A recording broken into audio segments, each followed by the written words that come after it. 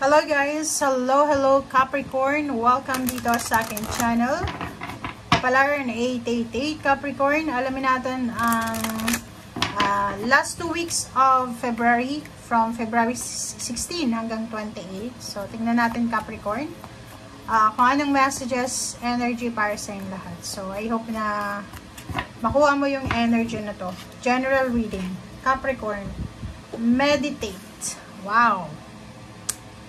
First card mo dito, ito daw yung kailangan mong gawin Capricorn sa last 2 weeks of February. Kinakailangan mong mag-meditate, mag-contemplate, magpahinga, mag-isip, mag-reflect. Kinakailangan mong mag-spend ng time para sa sarili mo, sa nature, mag-pray, parang ganon.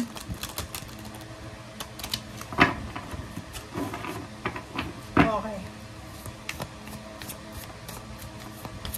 Capricorn.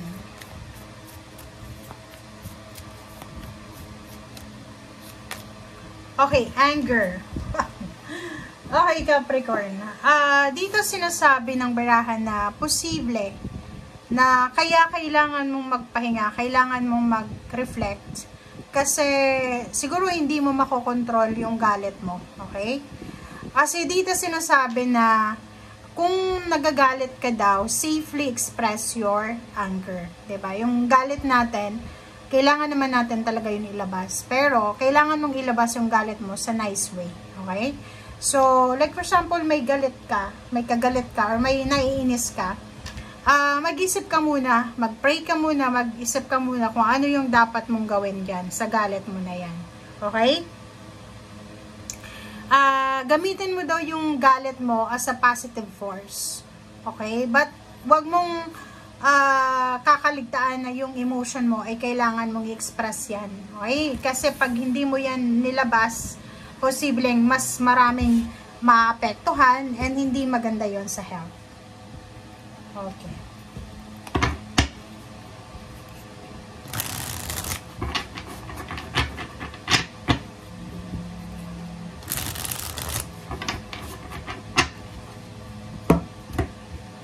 Okay, Capricorn. Okay. 7 of Swords and then Judgment. Major Arcana to. Sinasabi ng baraha sa'yo dito na kaya may meditate dyan. Yung first card mo is meditate, contemplate, rejuvenate. Okay, reflect. Kasi, posibleng meron kang isang desisyon na kailangan gawin na posibleng yung decision na to ay pagsisihan mo sa bandang huli. Like for example, may isang tao, Capricorn, na tinetempt ka niya, 'di ba? Parang tinetempt ka niya na gawin yung isang bagay na to, ganyan, ganito. Yung parang kausap mo siya palagi. Mag-iingat ka kasi pwedeng kausap mo siya palagi. Yung palaging kausap natin, nakaka-impluensya yan sa utak natin. Kahit sa behavior natin. So, mag-iingat ka.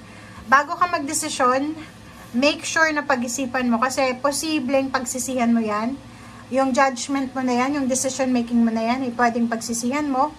Or pwedeng yung decision na yan, ay nakawin yan kung ano yung success na paparating sa'yo. Or nakawin yan kung ano yung plano mo sa buhay. Okay? Mag-iingat ka rin sa mga parang decision mo na makipag-collaborate, makipagrelasyon, makipag-business partner, sa isang tao sa second half ng February kasi posibleng traidor yung kausap mo na yan or posible, ang nakikita ko dito Capricorn is either Virgo or Leo na mga taong ito, kailangan mong iwasan to. Okay? Okay, next is King of Cups and Nine of Pentacles. Nakikita ko sa'yo dito na kung single ka, posibleng ikaw ay magkakaroon ng, lalo sa mga babae ito, babae or lalaki, wala namang kasing gender sa tarot. Lalaki or babae, pero mostly sa babae ito.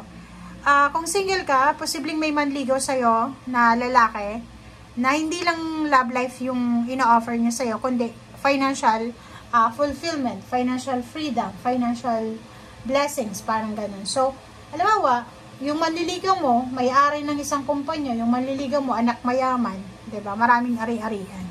Okay? So, nakikita mo dito, Capricorn, ihanda mo ang sarili mo kasi good news to eh. Ibig sabihin yan, marami kang balita na matatanggap na pwedeng siya yung katuparan ng mga pangarap mo sa buhay. Ang ganda na ito kahit sa timeless mo, parang ganun din yung message sa'yo. Na sinasabi sa'yo na ihanda mo ang sarili mo kasi maraming good news, confirmation na pwedeng maging sagot sa pangarap mo sa buhay. Okay?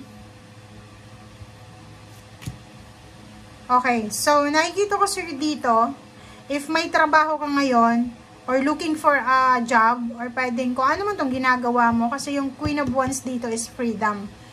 It's either financial freedom, it's either emotional freedom, kung ano man na freedom ang pinaglalaban mo, kung ano man na kalayaan yung gusto mo. Diba kasi kanya-kanya tayo ng kalayaan eh. Diba yung iba, finances, gusto nilang financially, wala silang problema. Yung iba naman, relationship. Diba? So, dito sinasabi na kailangan mo ng pasensya. Mapapera man ang kailangan mo, mapa-relationship man siya, make sure na maging mapasensya tayo. Yun nga yung sabi sir dito, be patient. Okay? Kailangan natin na magpasensya. Kailangan natin na kontrolin ang ating emosyon. Okay. Diba? So, nakikita ko sir dito ang illumination. Illumination sa mga pangarap mo sa buhay. Kung ikaw ay isang college student, nakikita mo na yung liwanag. So, nakikita mo na yung liwanag na ikaw ay malapit ng graduate. Kung ikaw naman ay nagpapatayo ng bahay, wala kang budget na, ubos na, ganyan, ganito. Sinasabi dyan sa'yo ng barahan na posibleng may darating sa'yo.